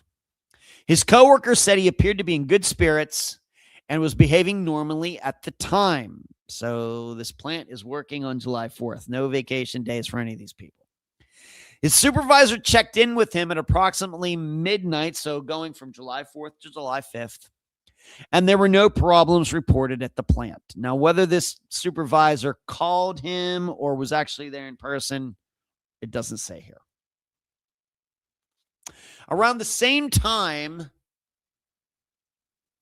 that the supervisor was checking in with Curtis, there was reportedly 2 cars full of rowdy Hispanic individuals parked at the Extra Mart across the street. So like a convenience store. It is unknown if these people had anything to do with Curtis's disappearance. Just a little bit later, so going into the early morning hours of July 5th, Curtis's vehicle caught fire in the parking lot sometime after his supervisor's phone call, and the car was a total loss. Curtis did call the fire department at approximately 2 a.m. So 2 hours after the supervisor called, Curtis's car, for some reason, went up in flames. He called 911. Fire department shows up, puts the fire out. And a firefighter reported that Curtis didn't seem that bothered by his car being caught on fire. In fact, as it is written, a firefighter reported that Curtis seemed calm despite the condition of his car. And it was also said that the car had been parked so close to his, guard shack that it actually singed the wall, the outside wall of the shack. That's how close the car was. So it'd have to be pretty close. For a car fire to singe something, have to be pretty close. Curtis's last entry in his logbook. So the firefighters show up, I guess, put the fire out, and I guess they just leave, leaving him there by himself again. It does sound like a weird night. Curtis's last entry in his logbook was placed at 2 a.m. Upon the fire department's arrival at the scene, several coworkers taking a break saw him walking around Venture Corporation at approximately 3:15 a.m. He was never seen again. All right, so his car somehow catches on fire. He calls 911. They show up. And an hour and 15 minutes later after that, seemingly he's walking the grounds of, this complex. And he's never seen again. Now, what's unclear to me is did nobody think it was weird that he didn't come back? Did they just leave the car there? It's a little hard to understand. Even me going back and reading newspapers articles on newspapers.com, like media articles, what was written about this. It's a little hard for me to understand. Well, what exactly happened here? Did everybody just leave and leave him there with his burned out car? Did the car not get towed away? Did nobody think, well, maybe we should give Curtis the rest of the night off? I mean, it's a little unclear to me. But that's all we got. He called them. They come. They put out the fire. And an hour and 15 minutes later, seemingly, he's gone. Now, there's some additional information that you should know. First of all, they did end up determining that the car caught on fire due to arson. Somebody set the car on fire on purpose, although I did not see anywhere where the actual, what was used and did the fire start in the engine compartment, in the trunk? There's nothing like that. Was the accelerant gas? Was it kerosene? Wood? We don't know. But it was certainly set. This was not, a situation, as can happen, not really maybe with newer cars, but older cars.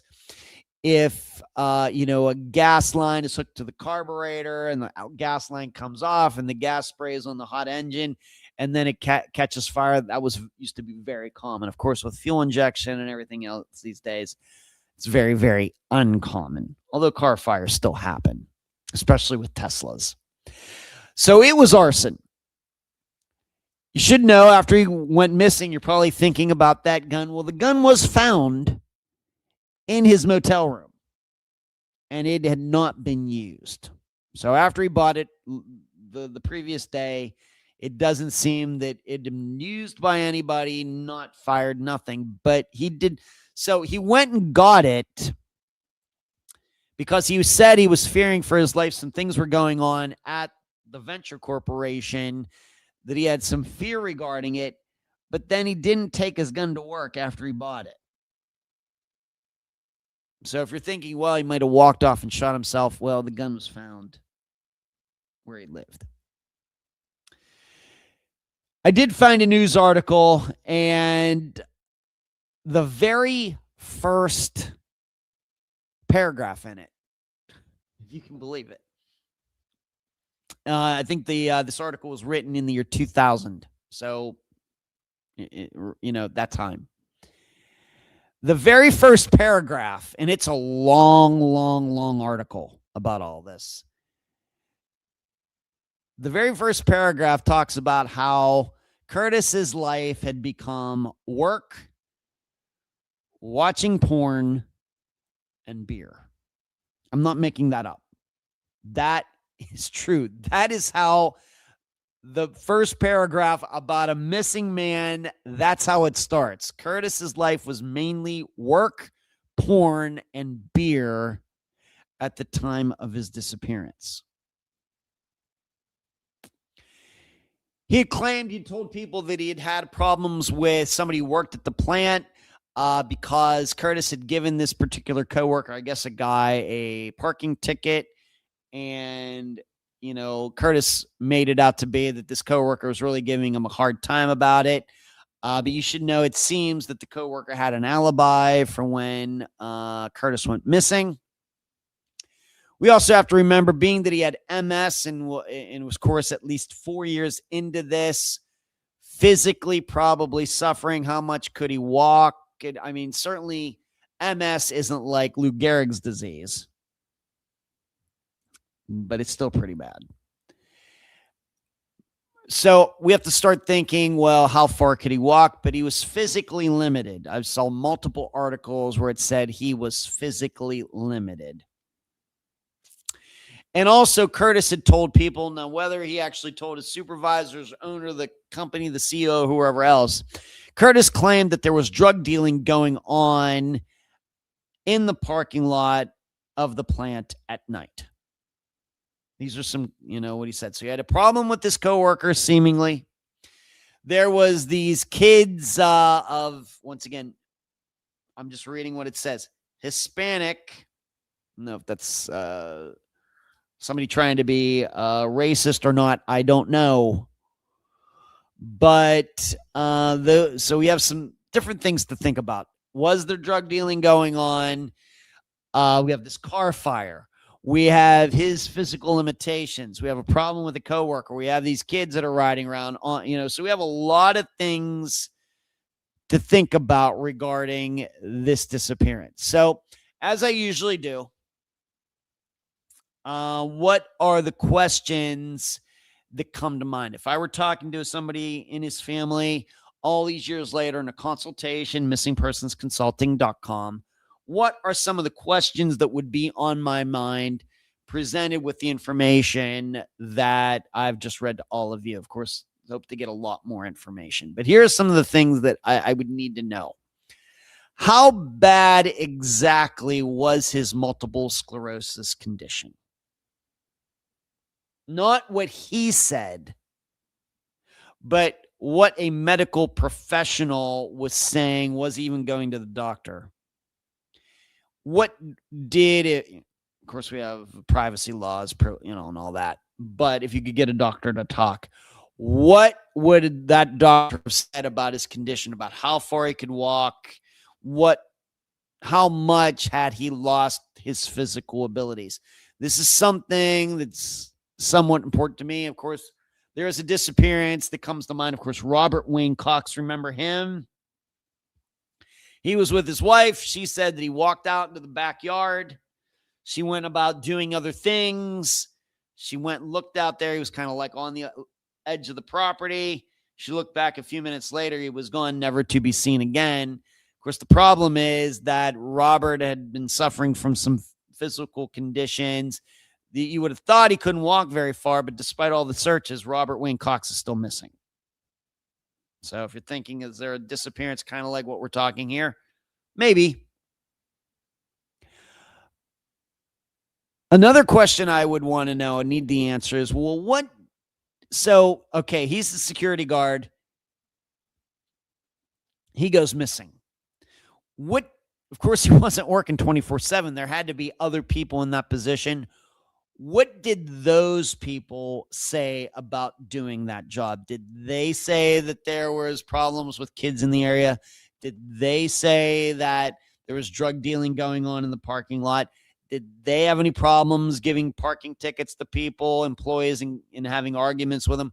What did they say about doing that job? And could there be a situation where Curtis was saying all these bad things were happening during his shift, but on all the other shifts, everything seemed to be pretty calm? I'd really want to know a lot more about that. In fact, a disappearance that will eventually be featured, I think, on Unfound before the year is over, kind of because a woman disappeared while she was at her job, and then somebody took her spot after she went missing. And I got to talk to the woman who took this other missing woman's place. Very interesting. So that's what is on my mind. What exactly was the cause of the car fire? I'm sure there is a piece of paperwork somewhere stating, where the fire started in the car and all of that just is not public. Maybe one of his family members might know if the fire department told them. I want to know, more. Did he have any friends? It seemed, as the article said, work, porn, and beer. That's quite a life Curtis had going on there. Did he have any friends? Did he have any friends at the job? Did he have any friends that he went to high school with, that he was still in contact with? Did anybody ever come over and to see him at this? It seemed like he was in a pretty dark place. But I'd want to know more about that. I'd also want to know, how does he explain his car burning? What exactly did he say when the firefighters showed up? Did he say he was like, he left, he was like making his rounds around the plant and came back, it was on fire? Or did he say he was just sitting there doing whatever, and then he noticed, well, hey, my car's on fire? What exactly did he say? Because it was arson. Somebody started that fire. Well, if the car was so close to the security guard shack that it singed it, you would think he would have seen who did that if somebody else did it. Or is it plausible he really had left his post and it happened while he was gone? So these are some questions that I would really, ask and try to really dig into all of those answers that certainly would fill in a lot of blanks. Now, you should know, if you go back, if you have a newspapers.com account, or you can find actual articles written about the disappearance at the time, you will learn that his family really, really believed that this was foul play. Just so you know. So what is my analysis? The first thing I wrote in my analysis, that's one heck of a security guard who couldn't stop his own car from being burned. Now, you should know, I know a little bit about security guard work. Why? I live in a building that has security, as all the condo buildings in this area do. Every one of them. That's not special to this building.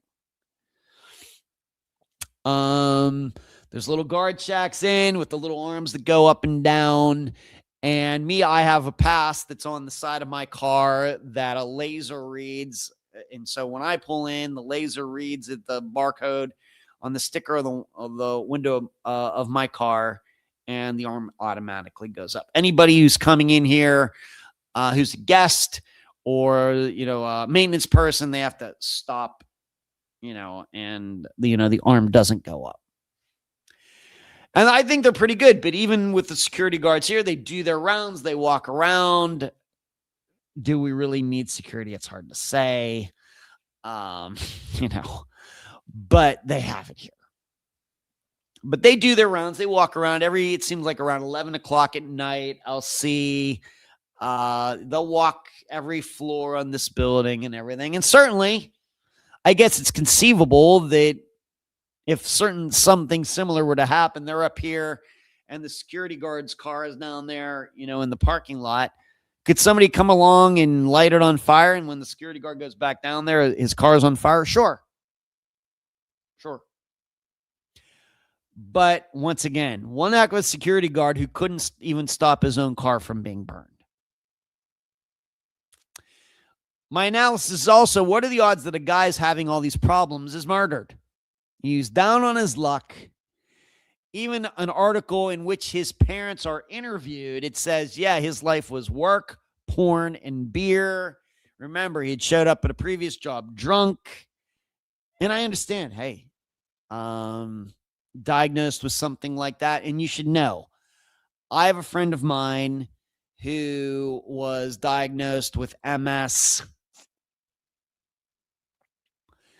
maybe 10 years ago, longer than that ago, 12 years ago, maybe. And this person luckily this person is still alive. And this person has seemingly really sorted out everything. But this person has also tried to commit suicide 3 times. I'm very happy for this person. Seems to have a lot of good things going on now. But I think after this, she got this diagnosis that things were pretty dark.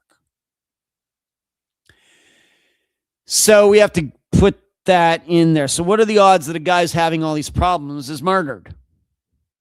Depressed, probably alcoholic, not socializing with anybody, certainly. I would also guess, given that I brought up, what did the other security guards have to say? My guess is that all these other people would say they had no problems with anybody. That would be my guess. The calmness after his car being torched, certainly with the car that I just got, I would be hysterical, or in hysterics, I should say, not hysterical, in hysterics if that happened. But even with my previous car, my Hyundai with 130,000 miles on it, if I came upon it being on fire and I suspected somebody had torched it, I'd probably still feel that way. And even though I made all these jokes about how I can't even get anybody to steal my Sonata, still, if I were to go down there and had found it, somebody set it on fire, I would not be calm. Firefighters said that Curtis was very calm. Looking at the map, maybe it's not going to surprise you. This location is not that far from the Atlantic Ocean. Remember, New Hampshire there's a little piece of it that touches the Atlantic Ocean. There are tributaries that run inland from the Atlantic Ocean that end not far from where this corporation was. Look at that. What I also think is telling, it's something that I already brought up. He feared for his safety at work, but didn't bring the gun. That is interesting. Seems like that's a contradiction. His family said he wouldn't have committed suicide. And what I would say is that this is one, as much as I love families, want to help them out, this is a family who I think is a lot of denial. If only for the reason, when people get diagnosed with diseases like this, a lot of bad thoughts go through these people's heads, and I don't blame them. It's no different than maybe being diagnosed with pancreatic cancer or something like that, where you're like, oh my goodness.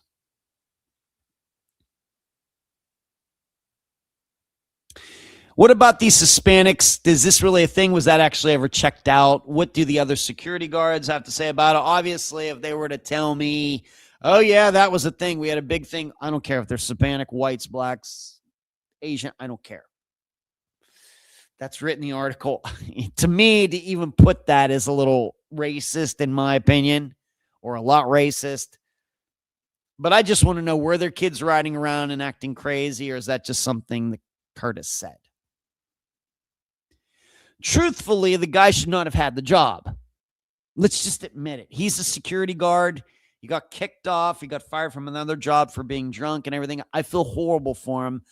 But he is a security guard. What exactly was he guarding against? What was he really going to do if something bad happened?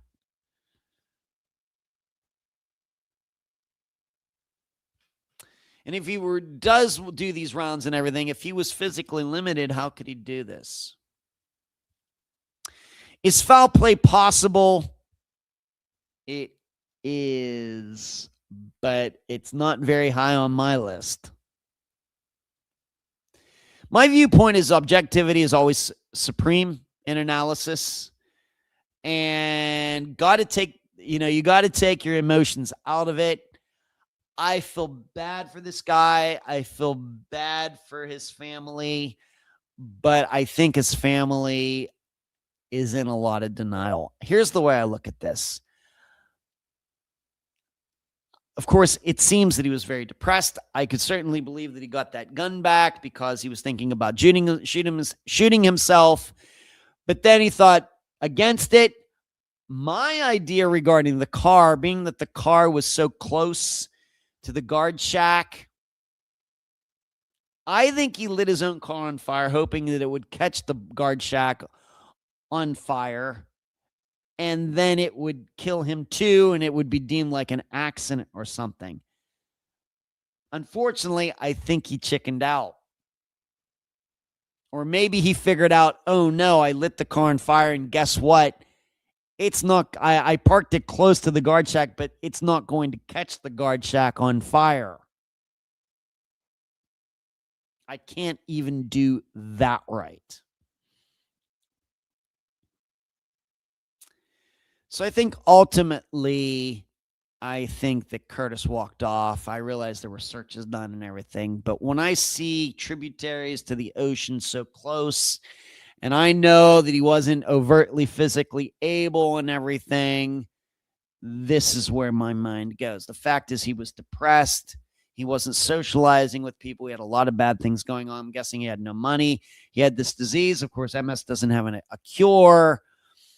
Probably might even had some mental issues.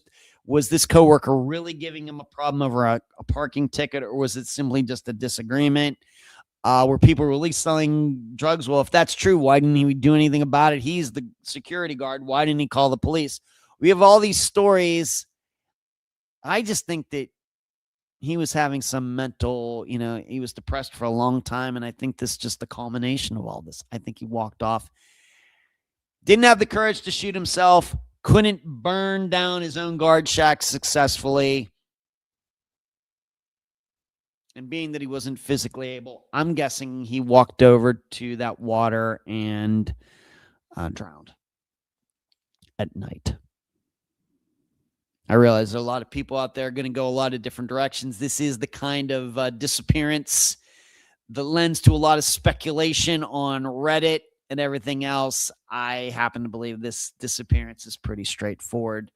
It just gets attention, of course, because of burned car and the claims that he made and everything else. But it's very sad. But I'm pretty sure he walked off and died somehow very soon, and it was not foul play. He caused his own disappearance and is not alive today. Let's move on to Fridays now that I'm a couple minutes over. Let's move on to this Friday, episode 7 of the Atlantic series. We're going to be featuring the disappearance of Richard Yerex, Y-E-R-E-X. He went missing on May 27th of 1987. I was just finishing up 10th grade. He was flying from Palm Beach to the Bahamas. Never made it. He was by himself. Now, the big difference with this, you may think, well, this sounds like Glennis Bernhardt and all them. The big issue we have with this disappearance compared to all the others that have been featured on the series is that this guy was straight-laced, not a felon, not involved with drugs, experienced pilot with 18,000 hours of flying time. He worked for Ford Motor Company as a pilot for their management. He moved to Florida, started working with this business as like a part-time job. Experienced the pilot as you're ever going to see. He was seemingly within minutes of landing in the Bahamas. Never made it there. Never seen again. Plane never found. I interviewed his son, Mark, today. Great interview. And that is this Friday. Richard Yerex, Y-E-R-E-X, episode 7. I'm thinking we have at least 3 more episodes after this one. We're going to get to at least episode 10 in this series. Hopefully more. We'll see. But that's this Friday. And that's all I have for all of you tonight. I think I got to everything that I wanted to get to. How about that? Thank you all for showing up tonight, watching, listening, liking. Please give this a thumbs up before you leave. Subscribe to this channel. Remember to check out my appearance on Jeff Wise's show. Wednesday, I'll also be making an appearance on the Midnight Mystery Archive show. I'll get a link to that. Everybody, keep your heads on swivels out there. Do not be victims. Do not end up on my podcast. Charlie, thank you for your generosity tonight. Tech, also thank you for your generosity. And what do you say we do this all again next Monday? Good night.